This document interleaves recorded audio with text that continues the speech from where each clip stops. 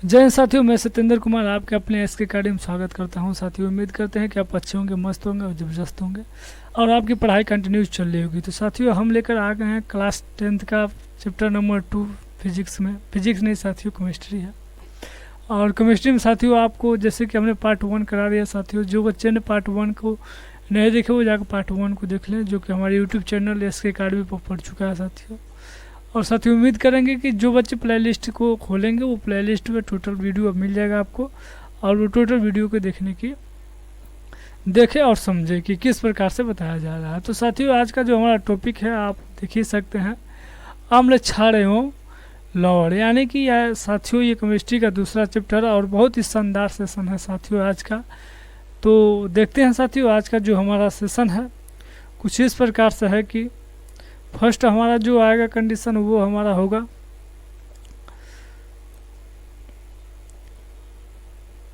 अम्ल से स्टार्ट होगा साथियों, कि अम्ल क्या होता है इसके बारे में हम जान लेते हैं। अम्ल यानी कि एसिड होता है साथियों। तो हम एसिड के कुछ गुण होते हैं ये हम जान लेते हैं कि एसिड में क्या खासियत है और कैसे हम इसे जानेंगे कि ये एसिड के क्या क्या लक्षणें आती हैं। तो फर्स्ट लक्षण ये होता है, यदि कोई भी आप खट्टा पदार्थ या वस्तु किसी को भी सेवन करते हैं तो क्या होता है, खट्टा यदि आपको महसूस होता है तो वो जानिएगा कि आप अम्ल का सेवन कर रहे हैं। किसका सेवन कर रहे हैं? तो अम्ल का सेवन कर रहे हैं। जैसे यहाँ पर फर्स्ट कह दिया है यहाँ पर कि इसका स्वाद खट्टा होता है, किसका? एसिड का यानी कि अम्ल का। दूसरा ये कह रहा है कि ये नीले लिटमस को क्या कर देता है, लाल कर देता है। दूसरा वाला जो कंडीशन है यहाँ पर आपको दिख रहा है दूसरा वाला, कि नीले लिटमस को क्या करता है, लाल कर देता है। यानी कि यहाँ पर जो फिगर आपको दिख रहा है साथियों, ये फिगर आपको यहाँ पर स्पष्ट रूप से दिखा देता है कि यहाँ पे जो आपको फिगर दिख रहा है, तो इस फिगर के माध्यम से हम क्या करते हैं कि टोटल यहाँ पे दिखा दी, यानी कि इसमें जो डूबा हुआ है ये हमारा क्या है, लिटमस पेपर है। लिटमस पेपर का होता है कि जब वो अम्ल के साथ अभिक्रिया करता है तो क्या होता है, वो नीला हो जाता है। इसीलिए यहाँ पे ये ट्रिक लिख दिया गया है आपको कि अनिल, अ से अम्ल होता है, नी से नीला से क्या कर देता है, लाल कर देता है। नीला से क्या करता है, लाल कर देता है। यानी कि अनिल आपको क्या करना है, नाम याद रखना है। फर्स्ट अ है तो अ से हम क्या जानेंगे कि अम्ल है, और नी से क्या जानेंगे कि ये नीला है। तो अम्ल नीले लिटमस को क्या कर देता है, लाल कर देता है। अब दूसरा जो है, ये जली विलयन के साथ घुलकर क्या करते हैं, H+ आयन करते हैं, यानी कि H धनायन करते हैं, यानी कि हाइड्रोजन का क्या करते हैं, आयन करते हैं। यानी कि साथियों इसका उदाहरण हम देख लेते हैं। उदाहरण में क्या क्या है कि उदाहरण में ये जो हमें मिलते हैं, उदाहरण में मिलते हैं, ये थोड़ा लाइट लगाना, तो लाइट देखो प्रॉब्लम आ रही है।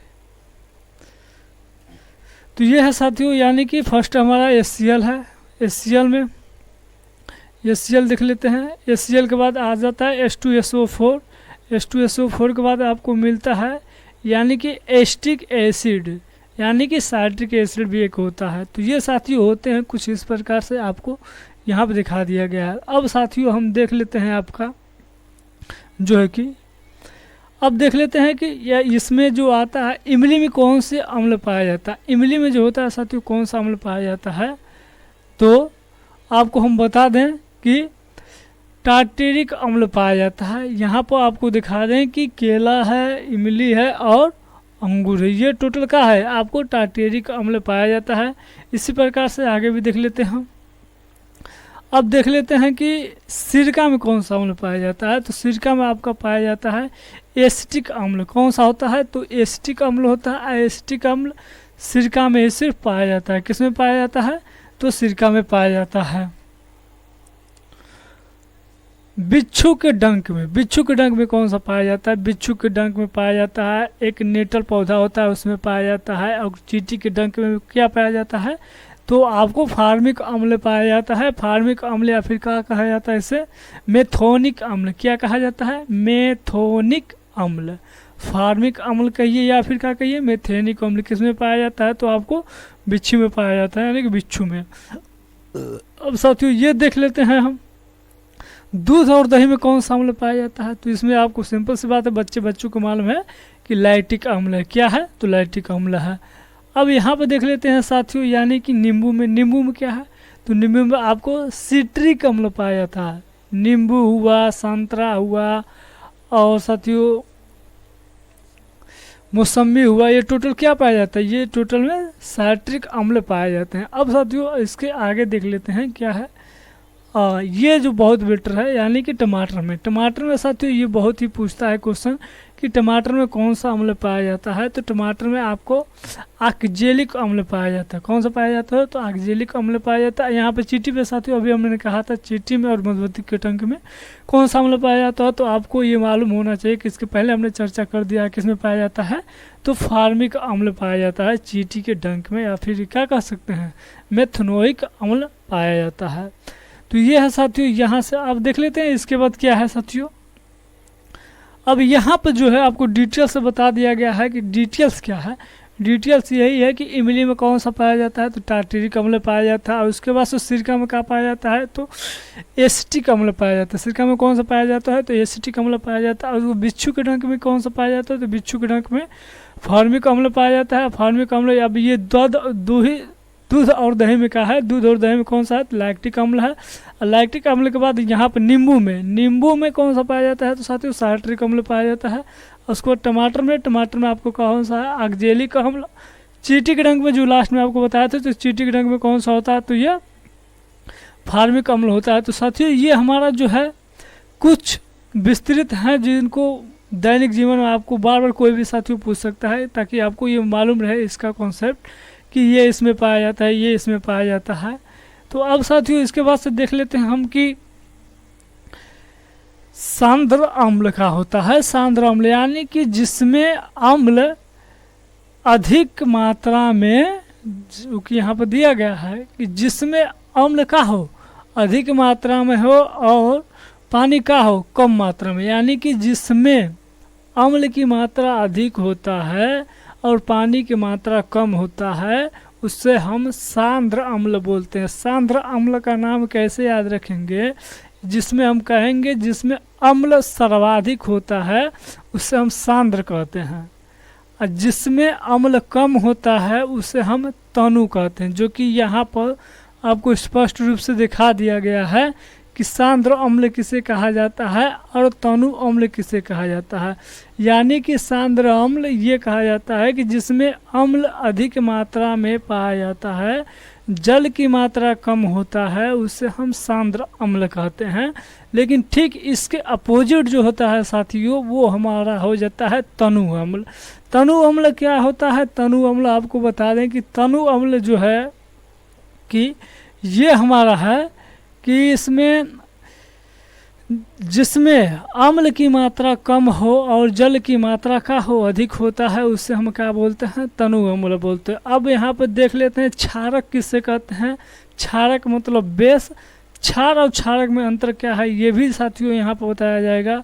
और क्षारक में कौन कौन से आते हैं, तो फर्स्ट ये जानिए कि क्षार में स्वाद में कैसा होता है। जैसे कि आपको अम्ल में बता दिया गया था कि स्वाद में खट्टा होता है, ठीक वहाँ पर ये बता दिया गया है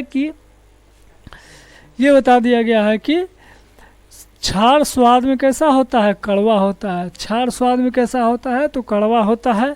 लेकिन यहाँ पर ये लाल लिटमस पत्र को नीला में बदल देता है। कौन बदल देता है, क्षार बदल देते हैं, सॉरी साथियों, हाँ क्षारक ही बदल देता है, अम्ल नहीं बदलता है, क्षार बदल देता है।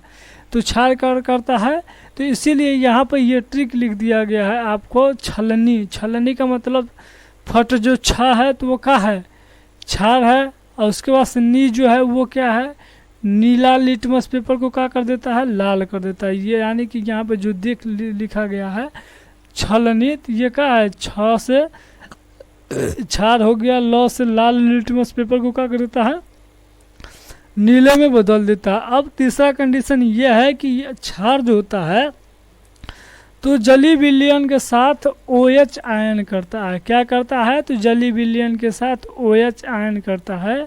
यानी कि जल के साथ घुलकर क्या होता है, हाइड्रोजन यानी कि ऑक्सीजन और हाइड्रोजन क्या करते हैं, आयन करते हैं। अब इसके बाद से जो है साथियों ये हम देख लेते हैं।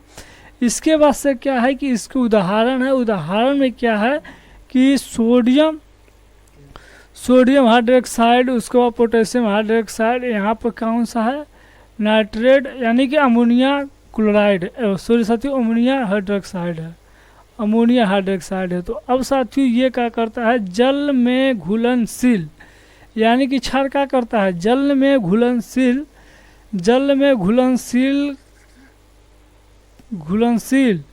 क्षारक को क्षार कहते हैं। यानी कि जल में जो घुल जाता है, घुलनशील हो जाता है क्षारक, उसे हम क्या कहते हैं, क्षार कहते हैं। तो आज तक साथियों बस यहीं तक रहेगा, क्योंकि इसके बाद भी और भी क्लासेस हैं जो कि छोटे छोटे आपको हम बताते हैं कि छोटे छोटे क्लास हम लेकर आते हैं। साथ ही हर एक चैप्टर को हम 2 भागों में डिवाइड करेंगे, ताकि जो बच्चे छोटा सा मतलब वीडियो देखकर पढ़ें उनके लिए भी इजी हो और याद करने में भी इजी हो। तो बस आज के लिए इतना ही। जय हिंद, जय भारत, जय मां सरस्वती।